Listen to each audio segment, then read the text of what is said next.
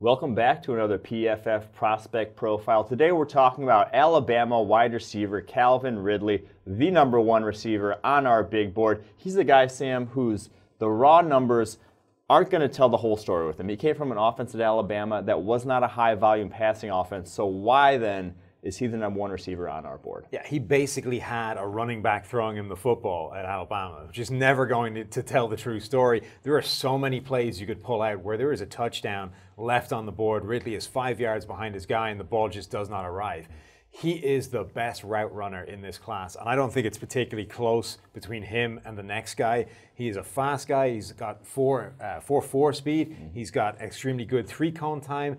He's got some weird workout numbers because the explosion numbers weren't there, the bench, the broad jump, the vertical. But when you turn on the tape, his route running skills are incredible. They are he's not just good at getting open, but he's good at maximizing the distance, the separation at which he's getting open, which is something you don't tend to see from receivers. Yeah, I'm not too worried about those ancillary testing numbers, like you mentioned, the vertical jump, those sort of numbers not being at that high level because his 40 was at the high level. And that's the type of receiver he is. He's a ground receiver. He's a guy who's going to win by creating separation down the field. He's not going to win at the catch point. He's not going to win jump balls.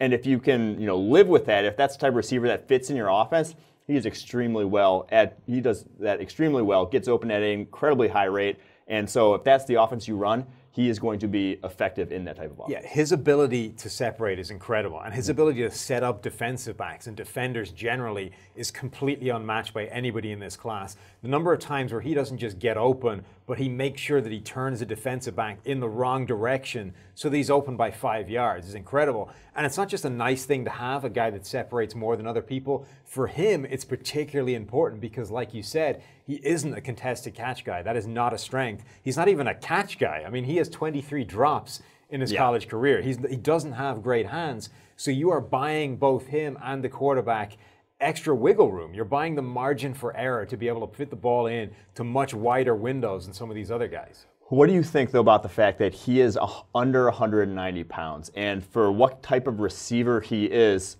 getting off the line of scrimmage is incredibly important. He's going to face cornerbacks in the NFL that are bigger than him, stronger than him, longer than him, that can press him at the line of scrimmage a lot better than he faced in college. Is that worrisome to you when guys like Nelson Agholor had similar sort of athletic profiles coming out and then struggled as outside receivers? I think it is a concern. We've seen his release is excellent as well. If he's able to get any kind of separation from a defender right at the line of scrimmage, he's got the quick kind of jab step that can break him open immediately if he can avoid that guy getting his hands on him. But I think Agholor is a good example because, to me, that's his floor. You try him outside. There are ways you can get around this, whether it's putting him in motion, stacked receivers, buying him that extra yard off the line of scrimmage to separate. But if it turns out he can't play outside, you can move him inside of the slot, and he can become that kind of Agholor weapon, but with excellent route running, with plus route running on top of that.